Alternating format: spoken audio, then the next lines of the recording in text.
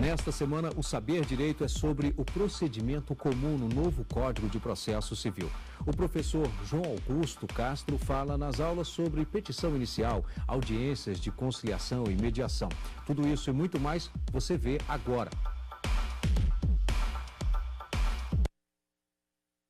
Olá, meus amigos. No Saber Direito dessa semana, nós cuidaremos de procedimento comum no novo CPC. Todos nós sabemos que a Lei 13.105 enuncia um novo Código de Processo Civil que entra em vigor já no dia 18 de março de 2016. Até essa data de entrada em vigor há uma polêmica aí, mas aqui na nossa interpretação, dia 18 de março de 2016, já com uma nova lei, um novo Código de Processo Civil. Bom, e o nosso assunto desses 5 encontros, dessas 5 aulas, é o procedimento comum no novo CPC. Nós dividiremos esse assunto segundo as fases do procedimento. Nós sabemos que há a fase postulatória, a fase saneadora do procedimento, a fase instrutória e a fase decisória. Então, cuidaremos nos 5 encontros do procedimento comum, desde a petição inicial até a sentença e coisa julgada que encerra o procedimento. Bom, mas até lá, eu queria te mostrar primeiro a estruturação desse código. Professor, como o código se estrutura? Qual que é a mudança nesse CPC no que atinge a estrutura? Vamos cuidar nesse primeiro encontro de uma estrutura do código, te demonstrar como fica a estrutura no novo CPC, para nós compreendermos o nosso objeto de estudo e, a partir daí, apresentar 2 princípios que eu reputo dos mais importantes para a nossa verificação de procedimento comum. E aí sim, daremos início à petição inicial e trataremos de emenda da petição inicial ainda na nossa aula número 1. Para a aula número 2, nós começamos a tratar de indeferimento, o Instituto da Improcedência Liminar, e aí, por diante, seguindo até sentença e coisa julgada na nossa última aula. É um prazer estar com vocês e vamos falar agora, olha só, de estrutura do novo código. Professor, eu sei que tem um CPC de 73, que é o Código Busaidiano, que me traz 1.220 artigos, esse código permanece assim. Pois é, doutores, o novo CPC é um código de 1.072 artigos. E diferente do Código Busaidiano, do Código de Processo Civil de 73, ele é dividido em 2 partes, não em 5 livros, mas em 2 partes. Originalmente eu tenho uma parte geral e uma parte especial. A parte geral com 6 livros e a parte especial com 4 livros. Professor, por que é importante começar o estudo de um CPC, começar o estudo de um procedimento comum pela sua estrutura? Porque quando nós tratarmos de procedimento comum, eu tenho que entender em qual momento do código eu estou vivendo, em qual parte dele, em qual parte da estrutura do código eu estou estudando. Isso é muito importante. Aliás, lembro muito bem do meu início de estudo de processo civil. Parece que ele só começou a fazer sentido para mim quando eu aprendi a estruturar o código. Eu dividi o código de 73 em 5 livros e sabia qual que era o meu objeto de estudo. Isso facilita sobremaneira a nossa atividade. Tá legal? Então acompanha aqui, olha que bacana. Na parte geral nós temos 6 livros. Normas processuais civis, função jurisdicional, sujeitos do processo, atos processuais. Livro 5, tutelas provisórias. Talvez um dos livros mais importantes do novo CPC, que converge nesse livro toda a matéria de processo cautelar que nós tínhamos em 73, juntamente com a tutela antecipada. Então, dê uma atenção especial no seu estudo de novo CPC ao artigo 294 ao 311, que é o livro 5 da parte geral. Depois, formação, suspensão e extinção do processo. Essa é a nossa parte geral, os livros que compõem a parte geral. Bom, na parte especial, o professor fica parecendo um Código Civil, então, com parte geral, parte especial, parece demais, né? Nós temos a divisão aqui de códigos em 2 partes, nós nos acostumamos com isso no Código Civil, teremos de novo agora isso repetido no CPC. Uma divisão muito mais harmônica, uma divisão muito mais condizente com parte geral, parte especial, do que aquela que nós tínhamos em 73. Se nós pensarmos bem, em 73, muito daquilo que é tratado no livro 1 do processo de conhecimento é, na verdade, uma parte geral, não é isso? Litisconsórcio, atos processuais, função jurisdicional, competência, eram regras que hoje, no CPC de 73, são estudadas num processo de conhecimento. Mas, a bem da verdade, se refere a uma parte geral do código, não só ao processo cognitivo. O novo CPC pega toda essa parte que hoje era estudada como uma parte inicial do processo de conhecimento e concebe ela numa parte geral, dividindo em 6 livros que compõem essa estrutura. Bacana? Na parte especial, professor, como é que fica? Na parte especial, nós temos 4 livros. aqui não sofre muita alteração, você vai sentir falta de um livro. Quem conhece bem o processo civil de 73 vai sentir falta de um livro importante aqui. Olha só, na parte especial, livro 1, do processo de conhecimento e cumprimento de sentença. Livro 2, veja, olha o nome dele de novo, processo de conhecimento e cumprimento de sentença, quer dizer que o novo CPC cuidou de internalizar aquela disciplina de processo sincrético, que nós já tínhamos desde a Lei 11.232, de 2005, e agora o CPC fez questão de manter isso a título de dar como rubrica do nome do livro 1, o nome processo de conhecimento e cumprimento de sentença. Um nome muito mais condizente com o processo atual, que não se encerra na dicção do direito, mas se encerra na satisfatividade do crédito exequendo. Pois bem, livro 1, processo de conhecimento, cumprimento de sentença. Livro 2, processo de execução, porque nós sabemos que ainda é muito importante um processo executivo autônomo para a satisfação do crédito exequendo, envolto num título extrajudicial. Livro 3, veja que interessante, do processo nos tribunais e dos meios de impugnação das decisões judiciais. Do processo no tribunal e dos meios de impugnação das decisões judiciais. Professor, então, tem um livro próprio para recurso? Pois é, nós não tínhamos esse livro, né? Se nós pensarmos no CPC de 73, no Código Busaidiano, a matéria de recurso era ainda tratada dentro do processo de conhecimento, como se recurso servisse apenas ao processo de conhecimento, o que não é verdade. No novo CPC, o livro 3 da parte especial cuida do processamento, do procedimento do processo nos tribunais e dos meios de impugnação das decisões judiciais. É ali um livro que aparentemente há muita alteração, uma vez que você se orienta pelo artigo 994 e não vai encontrar lá agravo retido nem embargo infringente. Mas se você tornar um pouco mais densa o seu estudo, a sua leitura, você vai perceber que o autor, que a parte, não perde em recorribilidade. O advogado no novo código não perde em recorribilidade. Ele pode até perder em número de recurso, mas tudo que era possível recorrer no antigo CPC continua sendo possível à luz do novo código. Às vezes não no mesmo recurso, mas a recorribilidade o advogado não perde. Bacana? Livro 4, que é o livro complementar, cuida das disposições finais e transitórias desse novo código. Tá legal? Entende isso? Então, nós começaremos o nosso estudo. E assim eu oriento vocês que se preparam para a prova do AB, se preparam para um concurso público, onde já cai o novo CPC. Você que está graduando num curso, que começou no antigo código e agora é surpreendido por um novo código. Comece o estudo do CPC a partir da sua estrutura. Comece pelo índice. Não tenha vergonha de começar o seu estudo de CPC pelo índice do código, dividindo ele na sua estrutura em duas partes, parte geral, parte especial, e a partir dali, desvendando livro por livro, de cada uma das suas partes. Bacana? Professor, tudo bem, mas o nosso curso não é procedimento comum? Não vamos começar? Vamos, mas olha só. Ali nas normas processuais civis, nós temos um tratamento de 12 artigos iniciais que cuidam de normas fundamentais do processo civil. Normas fundamentais do processo civil nos 12 primeiros artigos do Código. Professor, princípios? Não, normas fundamentais. Uma vez que ali nós temos um emaranhado de princípios e regras, então preferiram o nome normas fundamentais do processo civil. Bom, por normas fundamentais do processo civil, professor, o que eu tenho ali de importante para o meu estudo? No que diz respeito a procedimento comum, o que nós podemos nos orientar por esses 12 primeiros artigos? Pessoal, ali tem coisa muito bacana para estudar. Ali tem coisa muito legal. Olha só, muitas vezes o novo CPC vai dizer o óbvio. É óbvio dizer que o CPC, que o processo civil, se orienta pelo princípio contraditório. Isso é óbvio. Mas o óbvio, muitas vezes, o professor Freitas Câmara diz muito bem isso, o óbvio tem que ser dito. Se o óbvio tem que ser dito, esse novo código diz, olha, o contraditório tem que ser um contraditório efetivo. O novo CPC se pauta por um contraditório substancial, um contraditório efetivo às partes.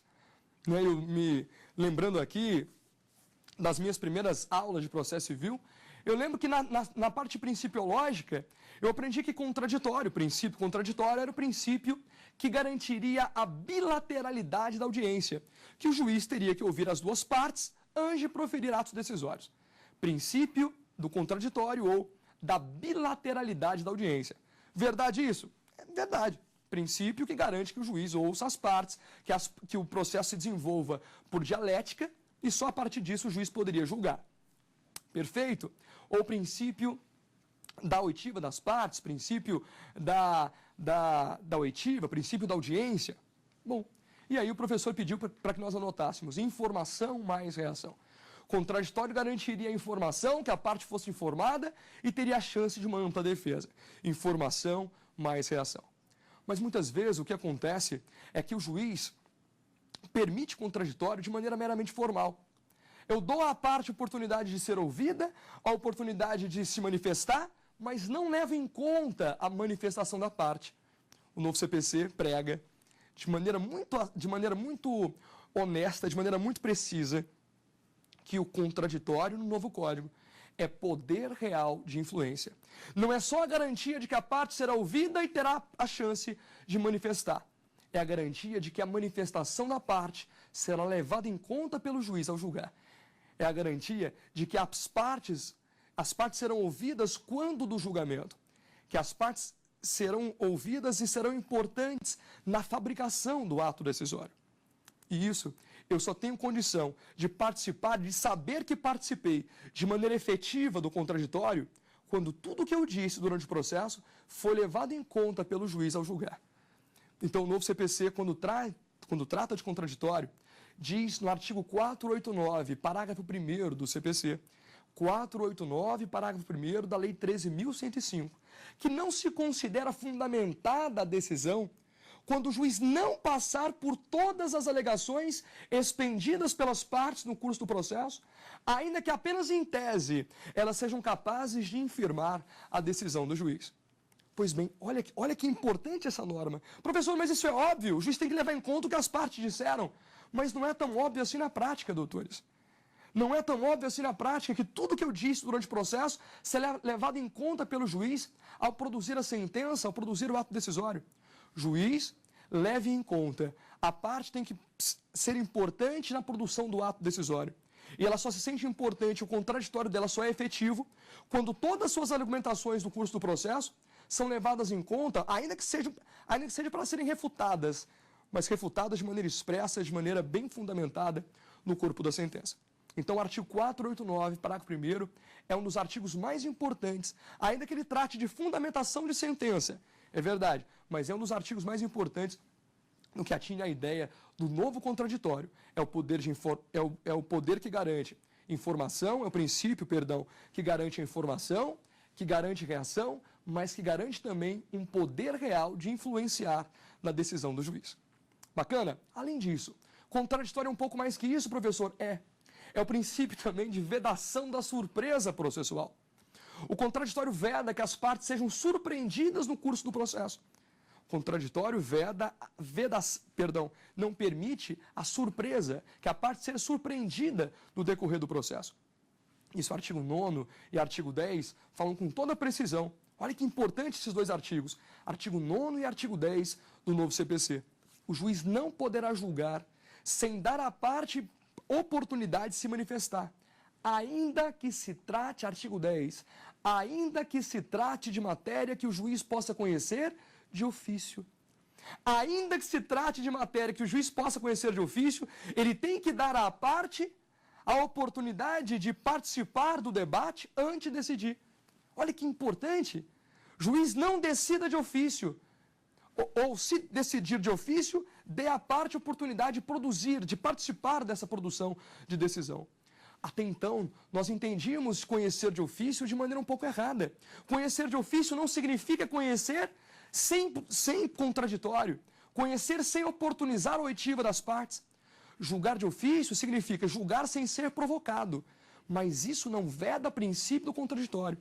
Então, no novo CPC, ainda que se trate de matérias cognoscíveis de ofício, uma nulidade, uma falta de um pressuposto processual, o juiz não pode decidir sem antes oportunizar à parte a manifestação. Então, princípio contraditório, vamos anotar? Contraditório é igual informação mais reação, ele não perdeu essa característica, mas é também o princípio do poder real de influência e da vedação da surpresa processual. Vedação de surpresa e um poder real de influenciar na produção do ato decisório. Perfeito? Professor, mais um princípio para nós começarmos a petição inicial? Bora? Vamos. Olha só, vamos tratar de princípio da cooperação. Princípio da cooperação com um nome novo, mas que muitos autores já lidavam com esse princípio. O STJ tem em vários julgados tratado de princípio da cooperação, mas agora ele vem expresso no artigo 6º do novo CPC. Artigo 6º do novo CPC, princípio da cooperação, que dita que todos os sujeitos do processo devem cooperar entre si para o melhor resultado possível dele. Para que se atinja a decisão de mérito, eu tenho que oportunizar cooperação, que todos os sujeitos do processo participem para o seu melhor resultado. É isso aí. Eu te dar 2 exemplos da aplicação do princípio da cooperação, que para muita gente é um princípio utópico, mas isso não quer dizer que o juiz ou que as partes ajudarão uma outra no processo. Não é princípio da cooperação, não é princípio da ajuda. É simplesmente a verificação de que o processo, após 88, é um processo democrático. É um processo constitucional, onde todos os interessados participam da fabricação da sentença e participam da sua construção. À luz do artigo 6º, então, todos os sujeitos participam do processo em cooperação. Cooperar é operar o processo conjuntamente. Não é aquela ideia, como muitos dizem, aquela ideia utópica de uma parte ajudando o outra com as provas que elas devem produzir. Não é isso. Cooperar é operar o processo em conjunto. Bacana? Um exemplo disso, o artigo 321, que nós enfrentaremos ainda nesse curso, 321 do novo CPC. Diz que o juiz, ao determinar a emenda, deve apontar de maneira expressa o vício a ser sanado. É uma ideia de cooperação. Juiz, uma vez que o senhor sabe qual é a falha da minha petição, colabore, coopere, diga qual é o vício a ser sanado. Nós falaremos também no artigo 357, parágrafo 3º, da possibilidade de uma audiência de saneamento em cooperação. O processo é muito complexo, convide as partes. Veja, para terceiro, fala em convide as partes para que nós possamos sanear o processo numa audiência em cooperação. Sem contar a possibilidade de calendarização do processo, a do artigo 191 do novo CPC, que nós estudaremos depois. Eu acho que tem uma pergunta sobre esse tema, uma pergunta sobre elementos fundamentais, sobre normas fundamentais do novo Código. Vamos a ela? Queria saber o que seria a primazia da decisão de mérito. Muito boa indagação. Princípio da primazia da decisão de mérito. Olha que importante isso. O artigo 4º do novo CPC trata desse princípio, diz que as partes têm o direito de obter no processo uma sentença de mérito. Veja, não é só que as partes têm direito de obter uma sentença num prazo razoável, como diz o artigo 4º, mas também que a parte tem direito de obter uma sentença de mérito. Professor, mas isso é óbvio. Não é tão óbvio assim. Nós sabemos que o processo culmina numa sentença de mérito ou numa sentença que extingue o processo sem resolver o mérito. Bom, professor, então interprete melhor para mim o que é princípio da primazia da decisão de mérito. Significa, doutores, que no novo Código o juiz tem que buscar, isso no meu entender, quase a qualquer custo, julgar o mérito do processo. O que significa julgar o mérito? Resolver o conflito. Resolver o conflito de interesse, resolver a lide. Resolver o mérito significa resolver o conflito. O juiz, nós sabemos que a sentença que extingue o processo, o professor Dinamarco, que fala muito bem disso, é sempre uma frustração às partes. Uma sentença que extingue o processo sem resolver o mérito é sempre uma frustração às partes. Então, no novo CPC, não vamos frustrar as partes. Se o intento da parte é buscar a composição do seu conflito de interesse, vamos entregar para ela a sentença de mérito. Claro que não é a todo custo, mas é quase a qualquer custo.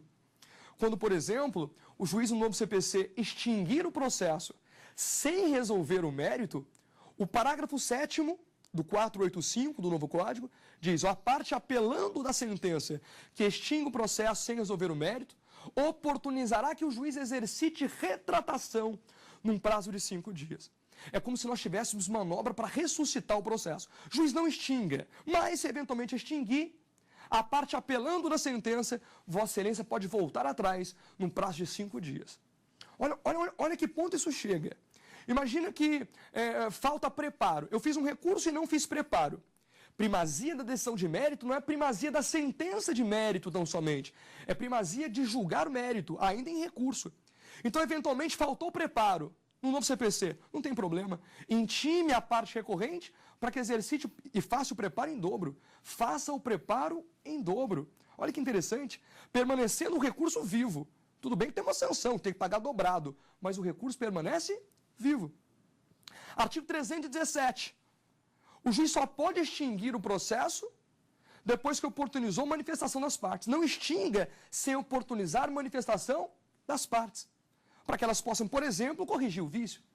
Artigo 932. O relator não pode negar seguimento ao recurso sem oportunizar a correção dos vícios sanáveis.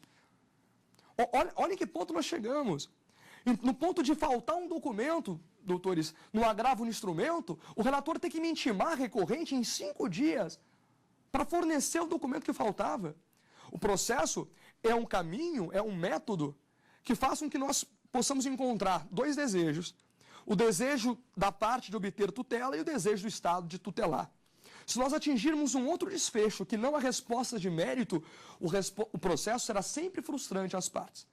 Então, nessa dimensão de processo, vem o artigo 4º do novo CPC, que diz: juiz, entregue sentença de mérito. O ato decisório é preferencialmente um ato decisório de mérito. Bacana? Vamos voltar aqui para o nosso procedimento comum. Voltaremos para o nosso procedimento comum agora. Nós que pegamos a parte inicial, concebemos a estrutura desse novo código. Eu acho que você entende bem agora o que é uma parte geral e uma parte especial do CPC.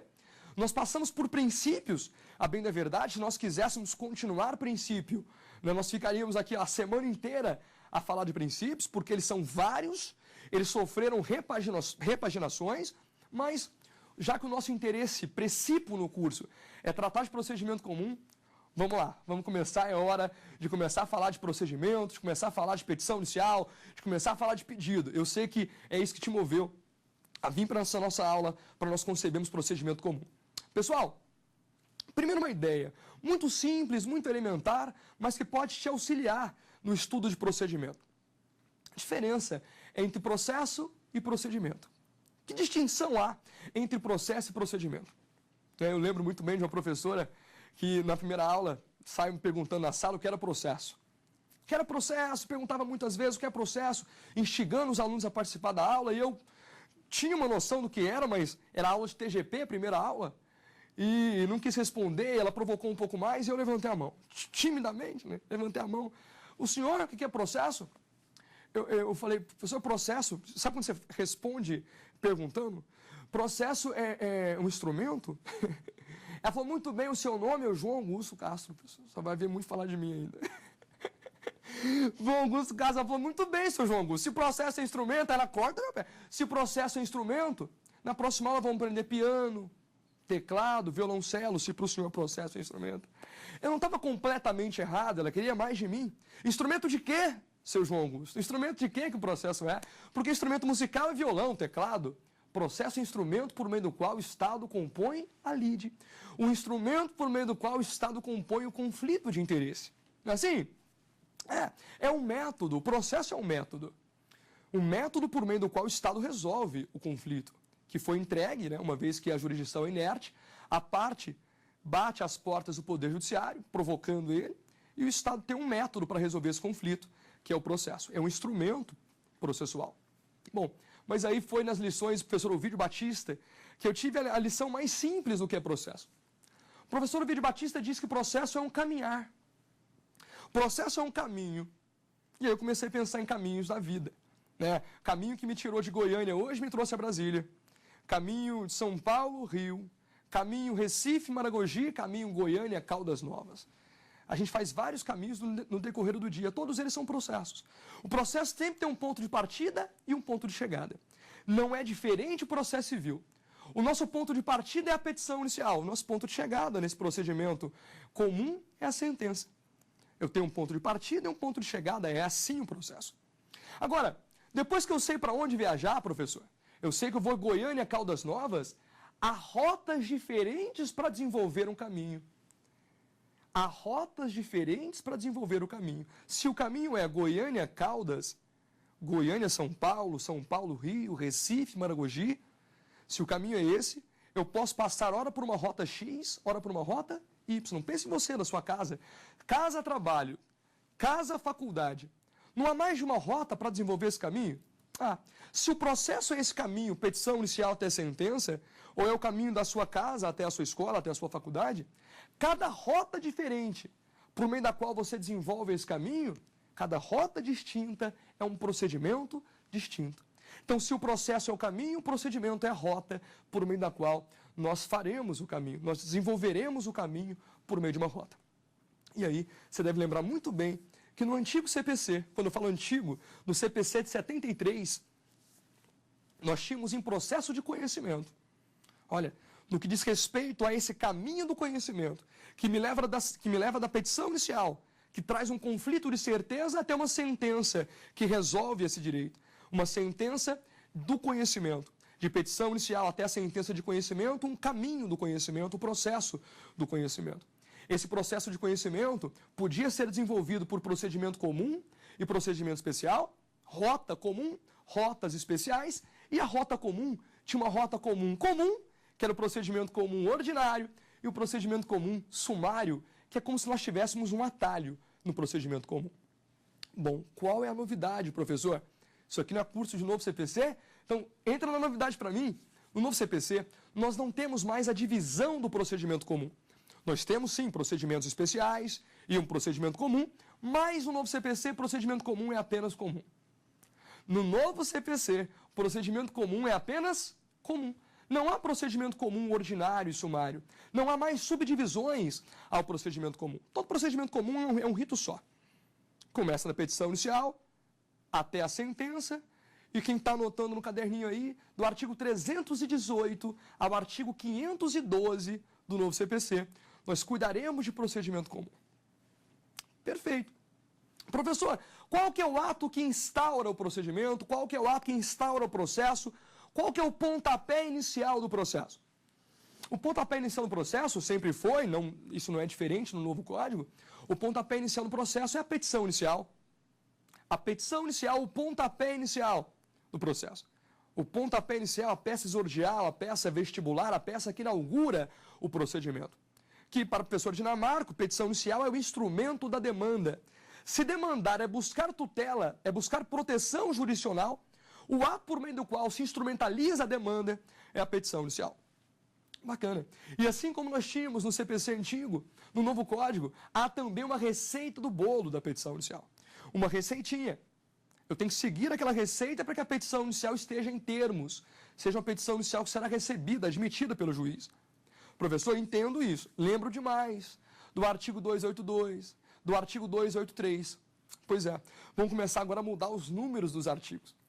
O que estava no 282 vira 319. Artigo 319 e artigo 320 do novo CPC. Artigo 319 e artigo 320 do novo Código tratam de petição inicial e dos seus requisitos. Vamos a eles? Vamos lá, pessoal, olha só. O novo Código, 319 e 320 cuidam da nossa petição inicial. Requisitos do 319, requisitos do 320. Alguma alteração, professor, nos requisitos? É pouca coisa, mas muito interessante. Vamos lá, imagine você agora em casa uma petição inicial em branco. Consegue imaginar ela em branco? Ah, professor, mas já faço petição inicial demais. Venha com humildade, tenta imaginar ela em branco. Agora vamos preencher a petição com os nossos requisitos novos. Endereçamento, indicação do juiz competente ou do tribunal, qualificação das partes, e ali uma novidade, tem que indicar o CPF da parte, né? Não tinha isso no antigo CPC, muito embora fosse por questão de praxe. No novo CPC está lá, indicar o CPF da parte e também o endereço eletrônico, isso é novo. A indicação do endereço eletrônico da parte. Professor, endereço eletrônico para quê? Para citar o réu eletronicamente? Veja só, nós sabemos que é possível sim, desde a Lei 11.419, que a citação do réu aconteça eletronicamente. Mas quando a lei exige o fornecimento do endereço eletrônico na qualificação, é para facilitar a comunicação entre as partes. Hoje, muitas vezes, é mais fácil comunicar assim do que indo até a casa da pessoa. Não é isso? Então, citação de endereço eletrônico. Muitas vezes vai ser possível citar eletronicamente, mas a lei só exige isso para as empresas públicas e privadas. E para a União, Estado, DF e município, que terão que fazer cadastramento prévio.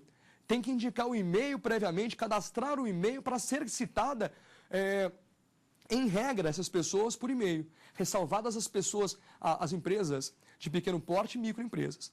Tá legal? Todas as outras empresas, ressalvadas as de pequeno porte e microempresas, serão obrigadas a fazer cadastro prévio do seu e-mail para que a citação aconteça preferencialmente por e-mail, mas somente a essas pessoas. Bacana. Lá no artigo 246 do CPC. Depois dá uma olhadinha lá. Bacana, professor. Continua para mim. Eu estou com a folha em branco aqui, com endereçamento e qualificação das partes. Depois, fato e fundamento jurídico. Endereçamento, qualificação das partes, fato e fundamento jurídico, que é a nossa causa de pedir. Né? Causa de pedir que o Brasil adota a teoria da substanciação. Anota no cantinho. Teoria da substanciação da causa de pedir. Anota que isso cai em prova, hein? Teoria da substanciação da causa de pedir. Nossa causa de pedir tem fato mais fundamento jurídico. Depois, o que é mais importante numa petição, é quase sinônimo de petição, o pedido com suas especificações. Depois o pedido, o valor da causa. Depois o valor da causa, a indicação dos meios de prova. Indicação dos meios de prova. E depois um tal de requisito novo. Agora sim, o que no 7 você lia requerimento para citação do réu, você passa a ler a opção do autor pela realização ou não. Vamos de novo? Inciso 7 do artigo 319, um requisito novo no novo CPC na petição inicial. O autor deve falar se ele quer ou não participar da audiência inicial de conciliação ou mediação.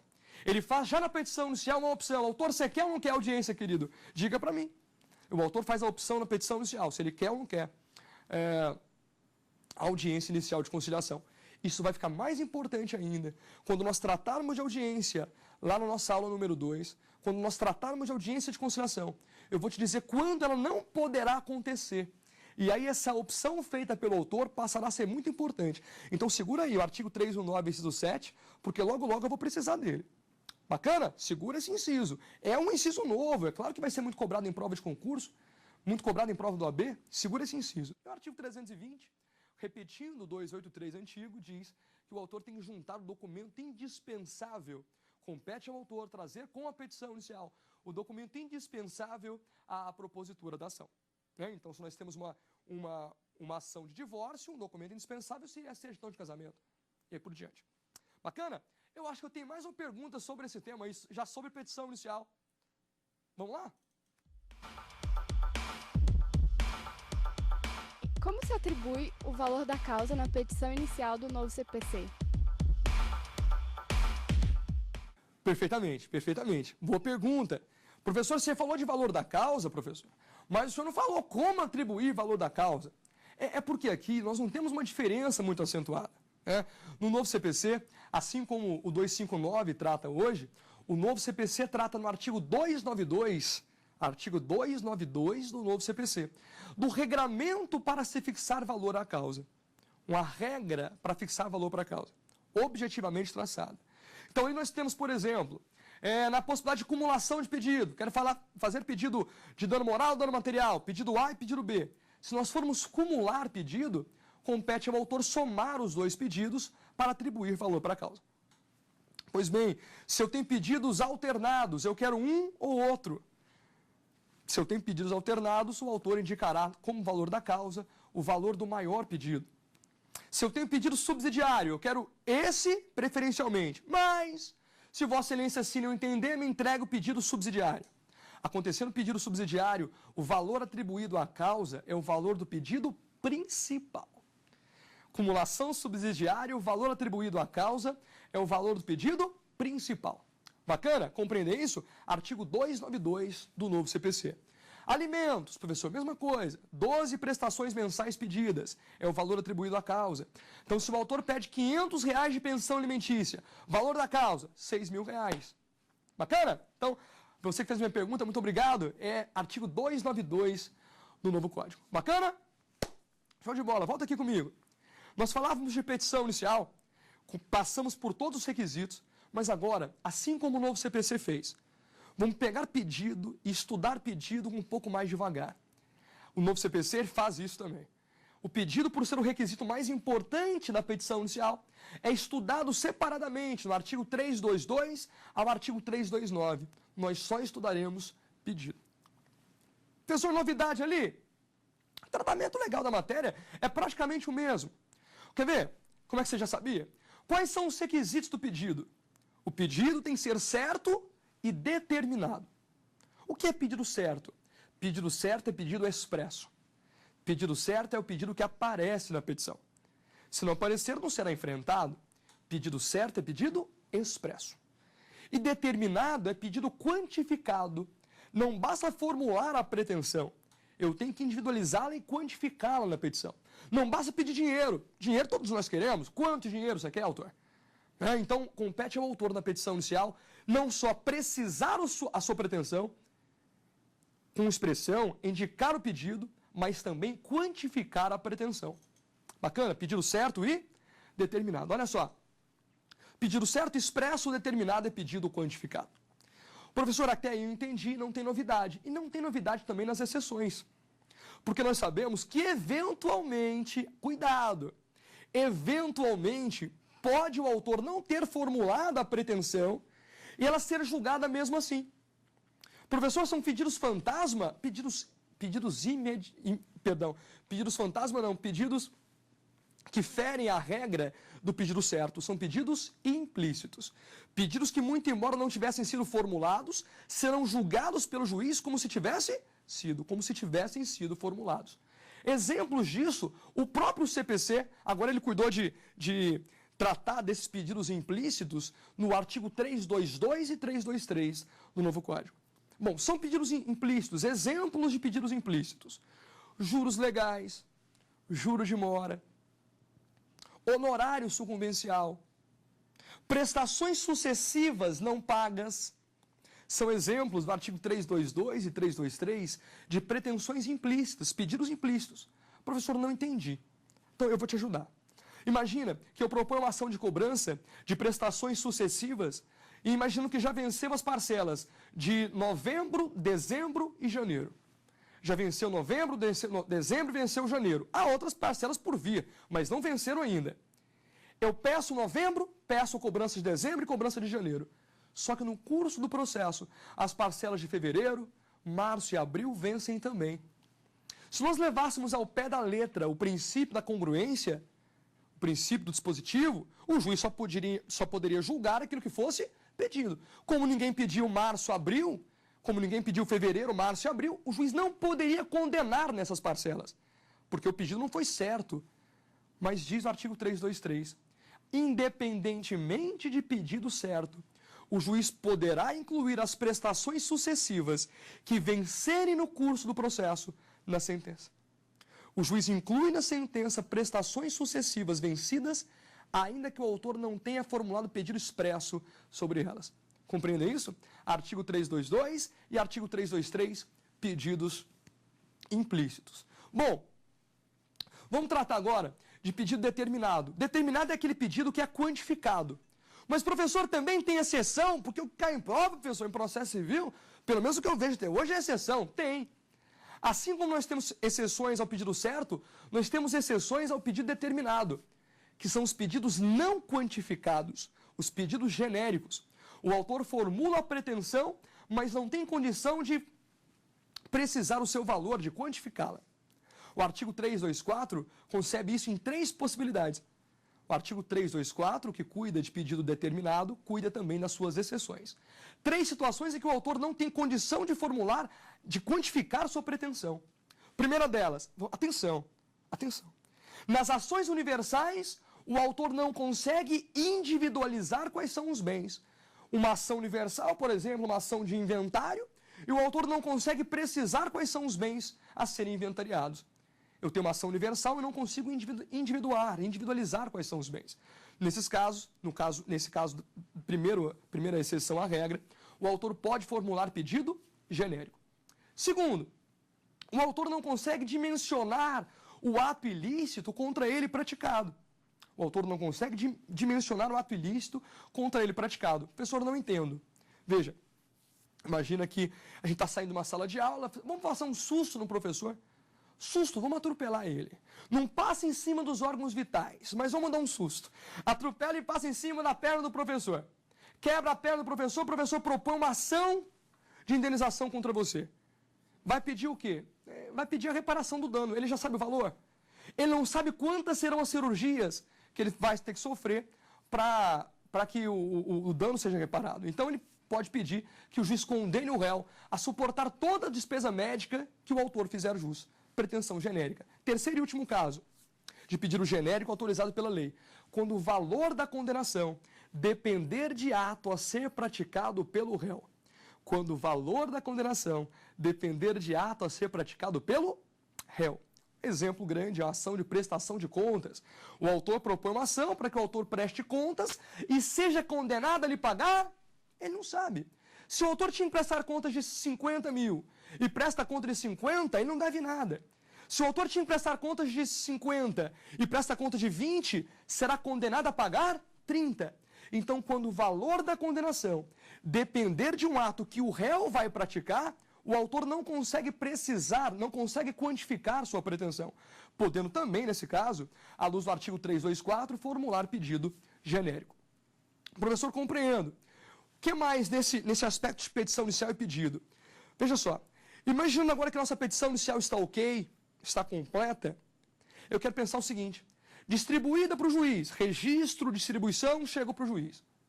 Se o juiz percebe na petição inicial um vício sanável, um vício que pode ser corrigido, o que o juiz determina? A correção, determina a emenda da petição inicial. Veja só, na nossa próxima aula isso vai ser muito importante. O juiz acaba de se deparar com a petição inicial. Verifica nela um vício sanável, um vício que pode ser corrigido, que não impede, mas apenas dificulta a apreciação do mérito. À luz do artigo 321 do novo CPC, o juiz determina que o autor emende a petição inicial num prazo de 15 dias. Olha só, não mais 10 dias para emendar, prazo de 15 dias no novo CPC para emenda. Bacana. Outra novidade da emenda é que o juiz é obrigado, como nós já falamos no começo da aula, é obrigado a apontar o vício a ser sanado, expressamente. 15 dias e ainda a necessidade de precisar o vício para que o autor resolva, corrija a sua petição inicial no prazo de 15 dias, prazo esse que é um prazo que pode ser extrapolado, que pode ser verificado a maior. Isso nós falaremos em outra oportunidade. Tá bom? Eu acho que tem mais uma última pergunta para nós encerrarmos a aula, e aqui fica a provocação na próxima aula. E se o vício é insanável, professor? O que o juiz faria? A provocação para a nossa próxima aula, mas vamos aqui à nossa última pergunta do nosso primeiro encontro. Vamos a ela. Pode o juiz aceitar uma emenda de petição inicial após o fim do prazo de 15 dias?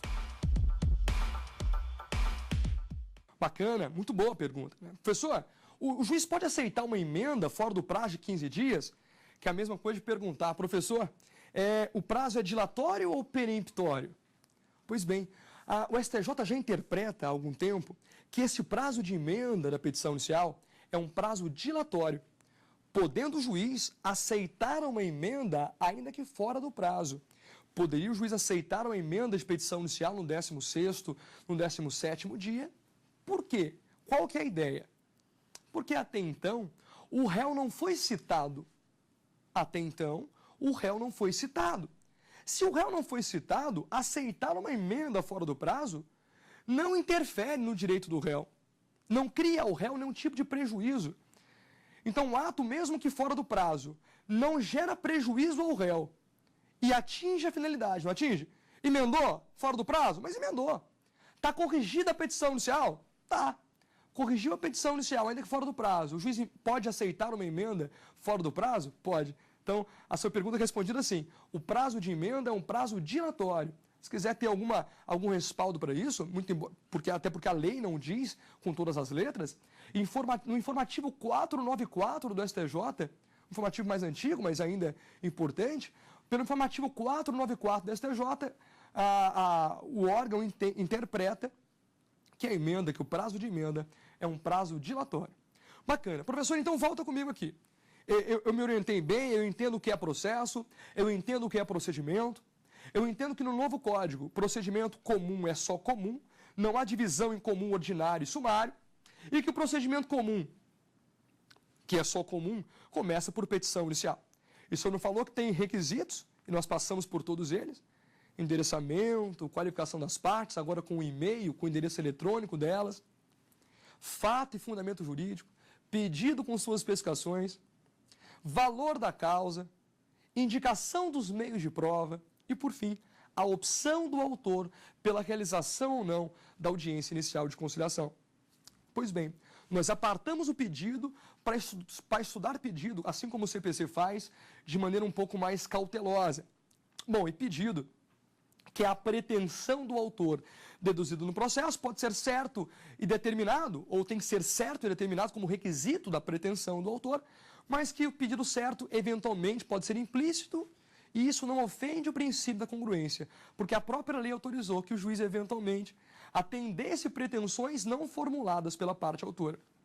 E vimos também que ele tem que ser um pedido determinado, mas que, eventualmente, o juiz pode aceitar pretensões genéricas. O artigo 324 concebe pretensões genéricas. Pedidos que, muito embora não tenham sido quantificados, podem ser formulados na contramão do requisito da determinação do pedido.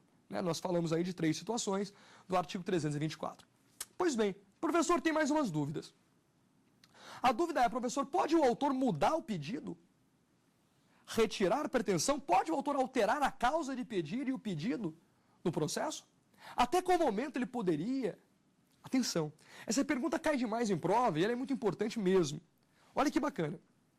O autor, assim como era no passado, assim como era em 73, o autor pode sim alterar pedido e causa de pedir.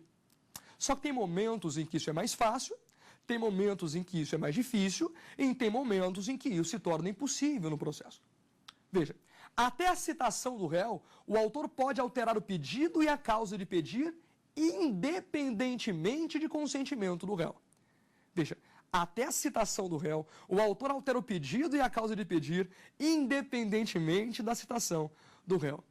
Mas, professor, e depois da citação do réu, ele continua podendo mudar pedido? Ele pode mudar o pedido, mas aí ele depende de consentimento do réu. Eu estou tratando de processo de conhecimento, procedimento comum, a alteração do pedido e causa de pedir. Poderá acontecer? Sim. Até a citação, livre. A partir da citação, desde que o réu consinta, aqueça. Eu só posso alterar pedido e causa de pedir depois da citação do réu, se ele consentir. Por quê, professor? Por quê, doutores? A partir da citação do réu, o réu já expôs a sua forma de defesa. O réu já expondo sua forma de defesa, ele tem que ser chamado a manifestar sobre a nova pretensão indicada pelo autor, sobre os novos rumos que o autor traça à lide. Bacana. Professor, quando é que seria então, já que o senhor disse que tem um momento que é impossível, quando é que se tornaria impossível mudança do pedido e causa de pedir? Veja só, o pedido e causa de pedir não podem mais ser alterados a partir do saneamento do processo. Depois que o processo foi saneado, em nenhuma hipótese poderá mais o autor mudar pedido e causa de pedir.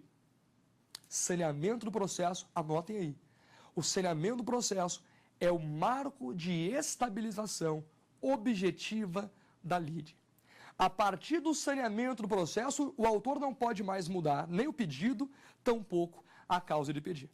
Então, o saneamento é o marco de estabilização objetiva da lide, é o princípio da estabilidade da demanda, uma vez que o saneamento representa um marco de estabilização objetiva da lide. A partir daquele instante, não podemos mais mudar nem o pedido, tampouco a causa de pedir. Perfeitamente. Professor, últimas explicações sobre pedido. Pode me ajudar? Posso. Cumulação de pedido. Quais são os requisitos que autorizam cumulação de pedido? Professor, eu posso formular pedido A mais B mais C? Cumular objetivamente as ações na petição inicial? Posso. Cumulação de pedido repercute uma acumulação objetiva das ações. Várias pretensões, várias lides na mesma petição inicial, no mesmo processo? Perfeitamente possível. Agora, quais os requisitos que o autor tem que preencher para que ele possa formular várias pretensões no mesmo processo? Veja, primeiro, o juízo deve ser competente para todas elas. Eu devo ter o mesmo juízo competente para todas as pretensões. Nós não podemos aqui criar distinções. O pedido 1 julgado pelo juízo 1. O juízo 2 é um pedido de outra natureza, vai para o juízo 2. Não existe essa quebra. Então, o juiz tem que ser competente para apreciação de todos os pedidos. Segundo, eles devem adotar o mesmo procedimento. Imaginem então vocês que aquela rota do nosso procedimento, o carro é uma petição inicial. E os pedidos são os ocupantes do carro. Bom, para seguir no mesmo carro, tem que seguir sempre a mesma rota. Não é verdade? Para seguir no mesmo carro, tem que seguir sempre a mesma rota. Bacana. Então, primeiro requisito, mesmo juízo competente. Segundo requisito, adotarem o mesmo procedimento. E, por fim, os pedidos devem ser compatíveis entre si. Vamos repetir? Mesmo juízo competente, para apreciar todos eles, mesmo procedimento e o juiz competente para todos eles, mesmo procedimento, e no final, eles devem ser compatíveis entre si. Você encontra isso no artigo 327 do novo CPC. Do novo CPC, 327, parágrafo 1º, contempla os requisitos da acumulação dos pedidos. Pois bem, pessoal, terminando aqui o nosso bloco 1, nosso primeiro encontro, vamos ao resumo da nossa aula, vamos ver o que nós estudamos e aprendemos nesse nosso primeiro encontro? Vamos a ele. Olha só, nós falamos primeiro de estrutura do novo CPC, que esse código é dividido numa parte geral e numa parte especial. Falamos dos 6 livros da parte geral e dos 4 livros da parte especial. Falamos que o livro 1 da parte geral cuida de elementos fundamentais do processo, de normas processuais civis, e que os 12 primeiros artigos cuidariam das normas fundamentais do processo civil. E entre elas nós ressaltamos o novo princípio contraditório, que é verificado à luz de um poder real de influência que as partes têm na sentença. Falamos também de princípio da cooperação. Falei que o procedimento comum era só comum, não havia mais subdivisão de comum, ordinário e sumário. E que no procedimento comum havia uma petição inicial, que os requisitos estavam dispostos no artigo 319, 320, e depois passamos por pedido, verificamos que pedido tem que ser certo e determinado. Além de ser certo e determinado, que eu posso acumular pedidos, que é possível alterar pedidos em determinados momentos do procedimento. E no final, falamos de emenda da petição inicial, da possibilidade que o juiz tem de, verificando um vício sanável, permitir que o autor corrija ou emende a petição inicial. E agora nós tivemos um acréscimo de prazo, no prazo de emenda, num prazo de 15 dias, à luz do artigo 321 do novo CPC.